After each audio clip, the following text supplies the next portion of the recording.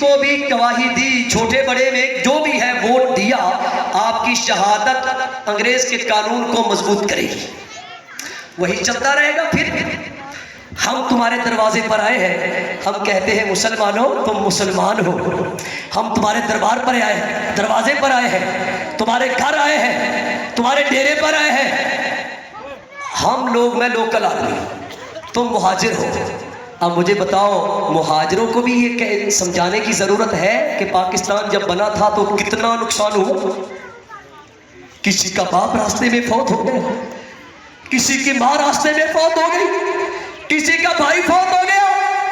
کوئی خاندان 50 افراد کا تھا تو 15 پہنچے، کوئی 10 پہنچے، ظلم کی انتہا ہوئی، خون کی ندیاں بہی، فقط اس لیے کہ ہم جس ریاست میں جا رہے ہیں اس میں دین اسلام کا قانون ہوگا۔ اس نظریہ پر کسی نے بات نہ کی۔ آج تم خوش نصیب ہو اگر یہ پلیٹ فارم ملا ہے مسلمانوں کو، تو مسلمانوں کو اب اپنی شہادت دینی چاہیے۔ 8 فروری کو کریک پر مہر لگا کر دین اسلام کے قانون کے حق میں آپ گواہی دیں۔ کل قیامت کے دن جب نامہ اعمال کھلے تو لکھا ہوا ہو، جب قرآن مقدس کے قانون کو نافذ کرنے کی بات آئی تھی، یہ بندے وہ تھے جنہوں نے قرآن کے قانون کے حق میں گواہی نہیں دی تھی، اور یہ وہ بندے ہیں جن بندوں نے اپنی گواہی قرآن مقدس کے قانون کے حق میں دے کر اعلان کیا تھا کہ ہم مسلمان چاہتے ہیں پاکستان میں انگریز کا قانون نہیں ہونا چاہیے، اللہ کے دین اسلام کا قانون ہونا چاہیے۔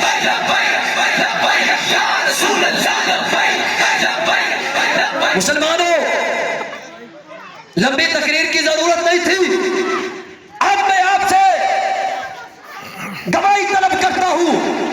بتاؤ مسلمانوں، پاکستان میں قرآن مقدس کا قانون نافذ ہونا چاہیے؟ کون ہے مسلمان جو اب ہاتھ نیچے رکھتا ہے؟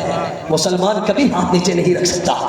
مسلمان قرآن کے معاملے میں، اپنے دین کے مسئلہ میں، اپنے ایمان کے مسئلہ میں ماں کو چھوڑ سکتا ہے، باپ کو چھوڑ سکتا ہے، تعلق چھوڑ سکتا ہے، رشتہ داری چھوڑ سکتا ہے، جگیرداروں کو چھوڑ سکتا ہے، ڈیرے داروں کو چھوڑ سکتا ہے، نہ اللہ کے قرآن کو چھوڑ سکتا ہے، نہ محمد کے فرمان کو چھوڑ سکتا ہے۔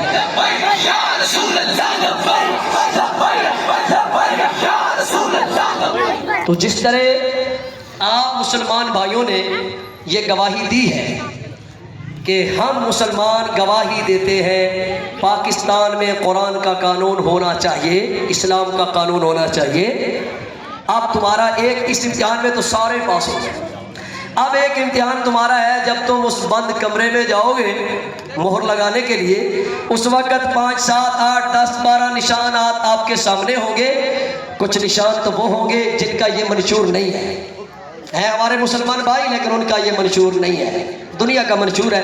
اور ایک آپ کے سامنے وہ نشان ہوگا جن کا منشور یہ ہے کہ ہم پاکستان میں دین اسلام کی سرپرستی چاہتے ہیں، دین کی صدارت چاہتے ہیں، دین کی حکومت چاہتے ہیں۔ اب مسلمان کا امتحان تو ہوگا، مسلمان کا امتحان تو ہوگا کہ وہ اس مہر کو اٹھا کر کسی دنیا کے خان کے نشان پر لگانا چاہتا ہے یا اللہ کے قرآن والے نشان پر لگانا چاہتا ہے۔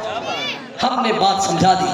اب قیامت کے دن تم بھائی مسلمان، بچے، بوڑھے، بزرگ، نوجوان، ہمیں یہ نہیں کہہ سکتے کہ ہمیں پیغام نہیں پہنچا تھا۔